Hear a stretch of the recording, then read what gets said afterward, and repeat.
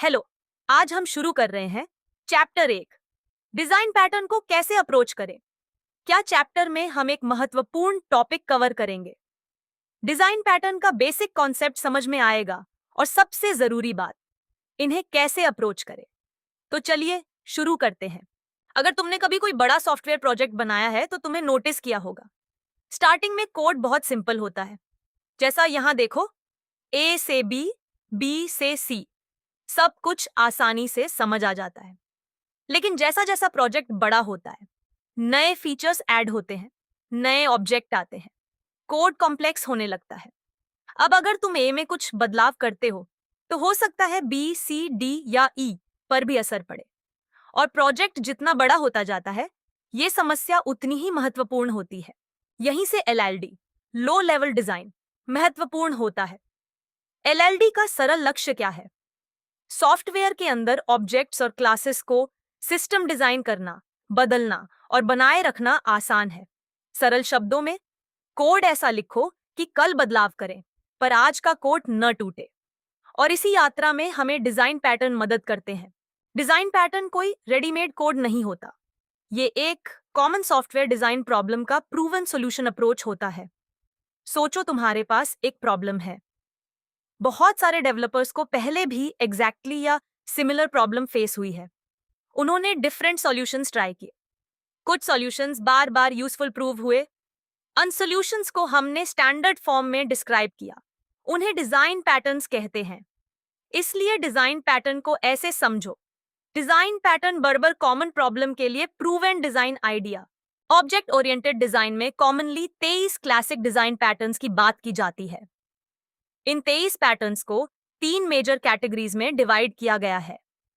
1, creational, 5 patterns. 2, structural, 7 patterns. 3, behavioural, 11 patterns. अभी तुम्हें इन 23 patterns को याद करने की बिल्कुल जरूरत नहीं है।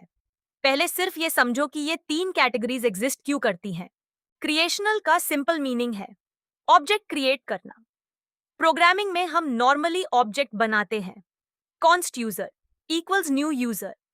स्मॉल प्रोजेक्ट में ये बिल्कुल फाइन है, लेकिन लार्ज सिस्टम्स में ऑब्जेक्ट क्रिएशन कभी कभी कॉम्प्लिकेटेड हो सकता है।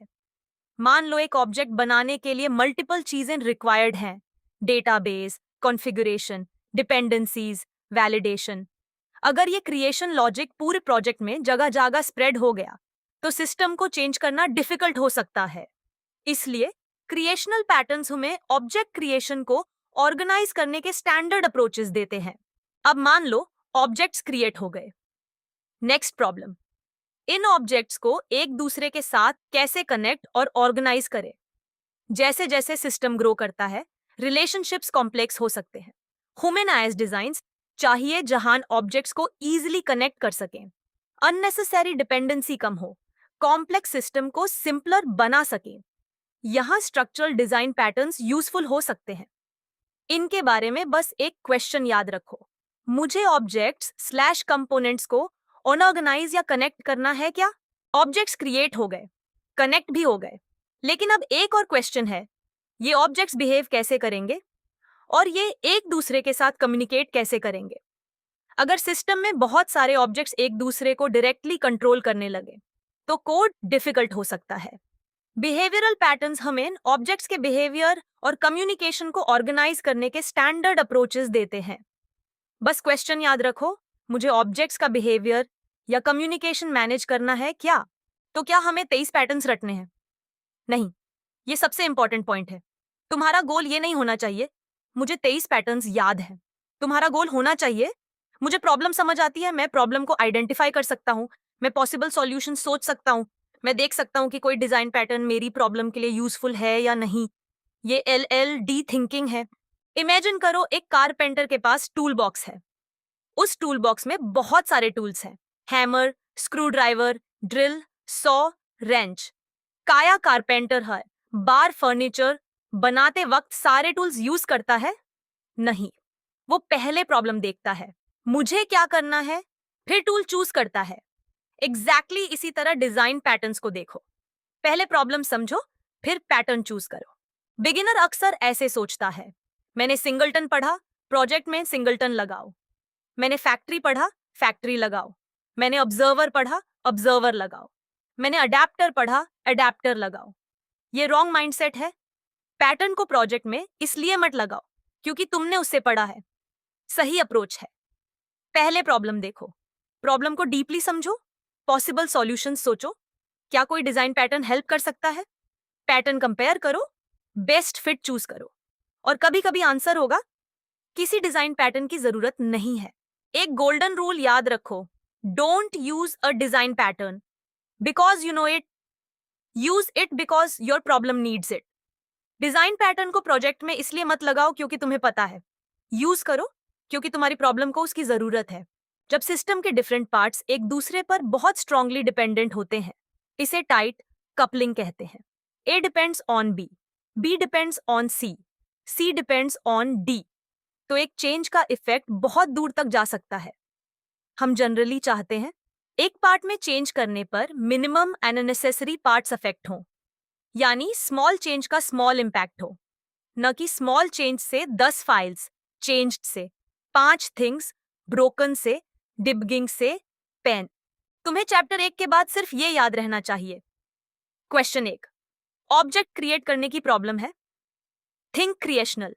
क्वेश्चन 2, ऑब्जेक्ट्स स्लैश कंपोनेंट्स को ऑर्गेनाइज या कनेक्ट करने की प्रॉब्लम है, थिंक स्ट्रक्चरल।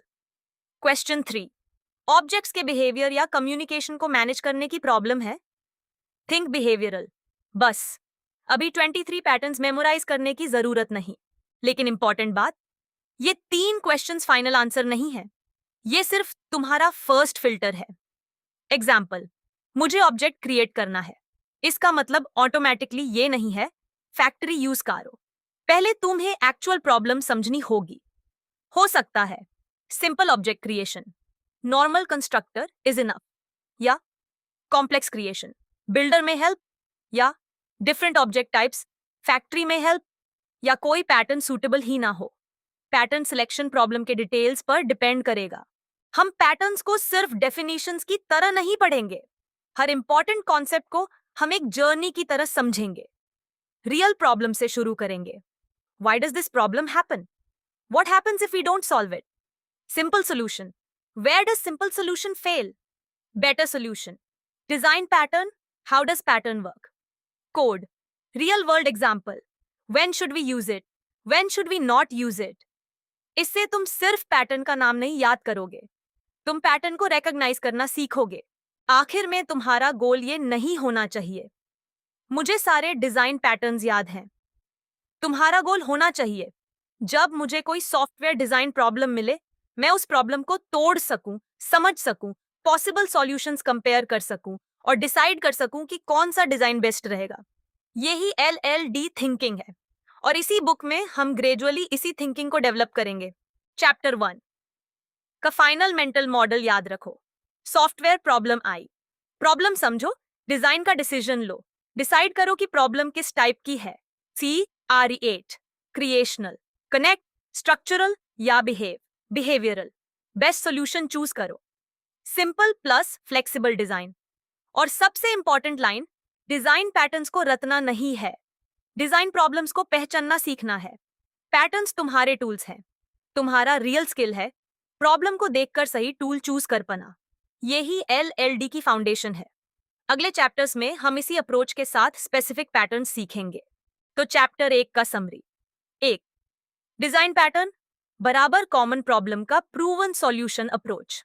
2, 3 कैटेगरीज हैं, क्रिएशनल, ऑब्जेक्ट क्रिएट करना, स्ट्रक्चरल, अनऑर्गेनाइज स्लैश कनेक्ट करना, behavioural, behaviour slash communication manage करना। 3, पहले प्रॉब्लम समझो, फिर पैटर्न चूज करो। पैटर्न मत लगाओ क्योंकि तुम्हें पता है, लगाओ क्योंकि प्रॉब्लम को जरूरत है। अगले चैप्टर में हम पहला पैटर्न सीखेंगे, सिंगलटन पैटर्न। तो मिलते हैं अगले चैप्टर में।